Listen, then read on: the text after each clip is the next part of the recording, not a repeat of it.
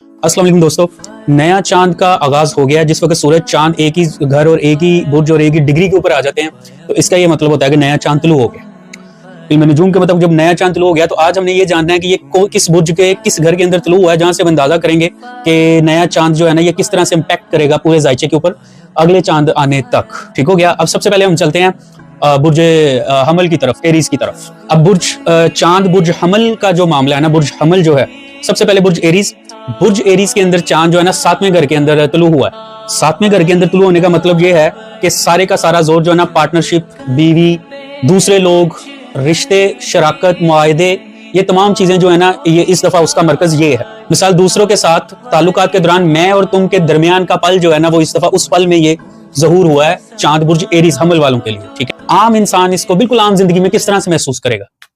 रिश्ते में खुद को ज्यादा दे रहे हो या कम, ऐसा, या किसी के साथ रिश्ते के दौरान, चलते दौरान, पार्टनरशिप, बीवी या किसी भी ताल्लुक के दौरान आपके दिल में सवाल उठ सकता है कि यार मैं इसको क्या दे रहा हूं, ये मुझे क्या दे रहा है, कुछ ऐसा। मिसाल के तौर पे तुम्हारा पार्टनर अचानक से जिद्दी हो गया, अचानक से हसास हो गया, छोटी छोटी बात पे किच डालने लग पड़ा, तो आप सोचोगे अरे यार अब ये क्या हो गया, इस तरह की सूरत हाल। दरअसल जो है ना चांद तुम दोनों की तवानाई को बदल रहा है, तुम दोनों की तवानाई बदल रही है और तवानाई जो है ना वो मोतदल हो रही है, तब्दीली मांग रही है। तो इस दफा जो है चांद आपके 7वें घर को एक्टिव कर रहा है। तो 7वां घर से मुराद है ताल्लुक, पार्टनरशिप, रिश्तेदार, हर चीज में जो है ना आपका पूरा जो टाइम गुजरेगा वो ज्यादा इस तरफ आपकी एनर्जी काम करेगी।